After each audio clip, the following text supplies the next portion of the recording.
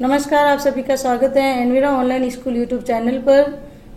माध्यमिक शिक्षा बोर्ड 2021 कक्षा 10 कक्षा 10वीं के लिए जो प्रश्नोत्तरी प्रतियोगिता का आयोजन किया गया है वो केवल और केवल Envira online school YouTube channel पर ही आपको मिलेगा। तो आइए, अपना पहला टॉपिक हो चुका है, मतलब एक मॉडल पेपर दिया जा चुका है खंड अ के तहत, जो कि एक नंबर के प्रश्न आपके आने वाले हैं। तो उसी से संबंधित आपको किस तरीके से उत्तर देने थे वो आपको पहले की वीडियो में बता दिए गए हैं। ये दूसरा वीडियो यानी #2। तो आइए देखते हैं, इसमें आपको आज उत्तर नहीं बताए जाएंगे क्योंकि आपको उत्तर खुद को सोच के फिर देने हैं।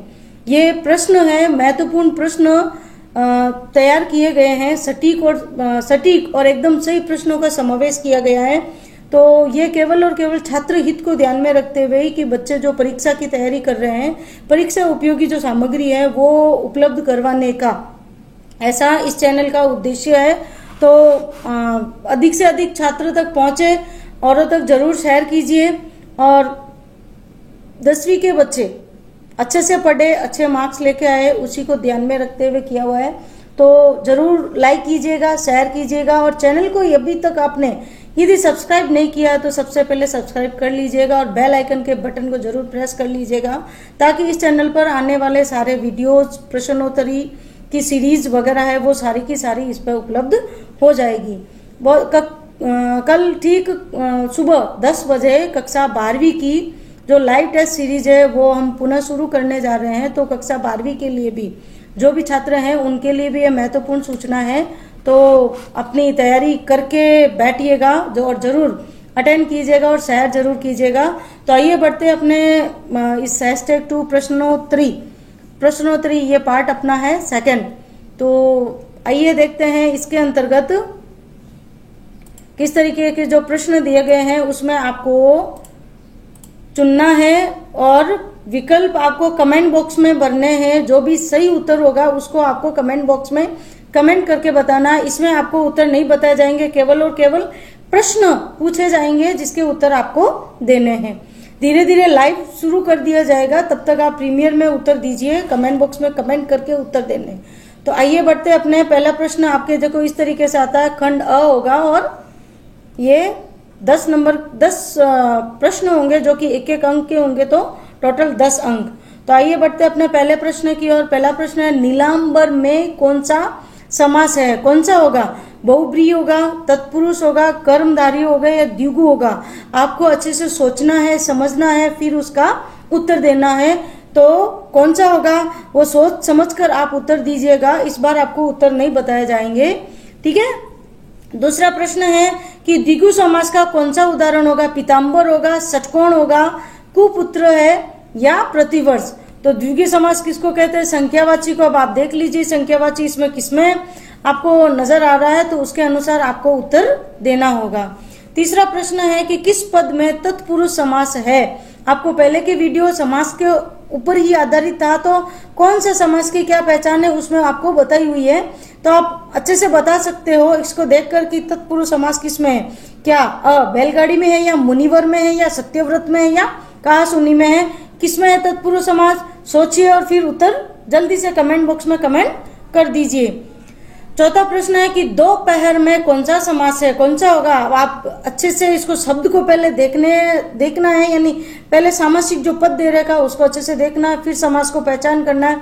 आप चाहो तो विग्रह करके भी देख सकते हो। जब विग्रह यानी इनको जब अलग अलग करोगे तब आपको अच्छे से समास की पहचान हो सकती है। तो द्विगु होगा, कर्मधारय होगा, बहुब्रीहि होगा या द्वंद्व होगा? कौन सा होगा वो आपको कमेंट बॉक्स में जल्दी से कमेंट करके बता दीजिए कौन सा होगा।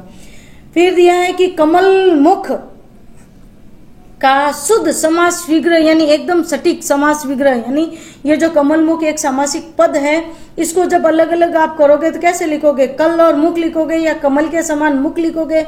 कमल का मुख लिखोगे या मुख ही कमल? कौन सा होगा? यानी शब्दों को, वाक्यों को किस तरीके से जोड़ा गया, बनाया गया, देखा गया, उसको देख के फिर आपको उत्तर देना है, सोच समझ कर देना है। फिर प्रश्न संख्या 6 है, निम्नांकित में से शुद्ध शब्द आपको छांटना है। शुद्ध शब्द कौन सा है? क्या श्रृंगार शुद्ध है? क्या श्रृंगार शुद्ध है?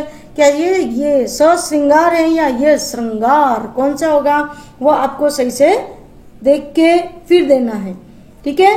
प्रश्न संख्या 7 देखिए, निम्न में से शुद्ध पुल्लिंग शब्द है। पुल्लिंग शब्द कौन सा होगा? आत्मा है, अग्नि है, पानी है या रात्रि है?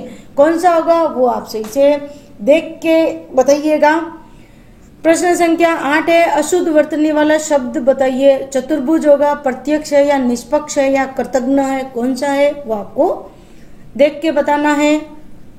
फिर आपको पाठ में से दिया गया पहले अध्याय में से कि सूरदास भक्ति काल की किस शाखा के कवि माने जाते हैं? क्या राम भक्ति के, कृष्ण भक्ति के, संत भक्ति या प्रेमाश्रय शाखा के? कौन से माने जाते हैं वो आपको अपने पाठ को अच्छे से पढ़ना है। आपकी तैयारी कैसी है, आप इन प्रश्नों के माध्यम से अपनी परीक्षा की तैयारी को परख सकते हैं और अपना जो IQ लेवल है उसको बढ़ा सकते हैं और अपना तैयारी आप अच्छे से कर सकते हो। प्रश्न संख्या 10 देखिए, प्रभु कविता में कवि ने ईश्वर को क्या बताया है? क्या बताया? क्या चंद्रमा का, क्या सूर्य बताया या तारे बताया या चांदनी बताया? क्या बताया है वो आपको यहाँ पर लिखना है। ठीक है। फिर आपके दिया गया ये भी एक नंबर के प्रश्न है जो कि 2 से 8 तक है कि सूरदास की भक्ति किस भाव की मानी जाती है। देखो यहाँ तो शाखा पूछा गया था, यहाँ भाव कौन सा, असका भाव है या दास्य भाव है, कौन से भाव की मानी जाती है वो आपको यहाँ पे बतानी है। प्रश्न 3 है कि लक्ष्मण के कुल में किन पर वीरता नहीं दिखाई जाती है, यानी लक्ष्मण परशुराम संवाद से ये प्रश्न लिया गया है कि इसमें लक्ष्मण जी का कुल कौन सा होता है। जैसे सूर्यवंशी कुल है, रघुवंशी कुल है, तो उसमें किन से युद्ध करना वीरता नहीं होती, तो वो आपको यहाँ पे लिखना है। प्रश्न संख्या 4 देखिए, ईश्वर की दया का प्रसार कहाँ देखा जाता है? प्रभु कविता से लिया गया है इसको कि ईश्वर की दया का प्रसार, आप ईश्वर ने कितनी दया की है इसको आप कहाँ कहाँ तक देख सकते हो, वो उसका उत्तर आपको यहाँ पे लिखना है। प्रश्न संख्या 5 देखिए, ईदगाह कहानी में किसका चित्रण किया गया है? ईदगाह जो कि कहानी है एक मुस्लिम परिवार की, और वहाँ किस तरीके का चित्रण किया गया है, किसको केंद्र में रखकर इसका कहानी की रचना की गई है, तो वो आपको यहाँ पर लिखना है। लिखने से पहले देखिएगा यहाँ पे कितने शब्द दिए गए हैं, आपको केवल और केवल 10 शब्दों में उत्तर देना है, ये इसमें देना होता है। ठीक है।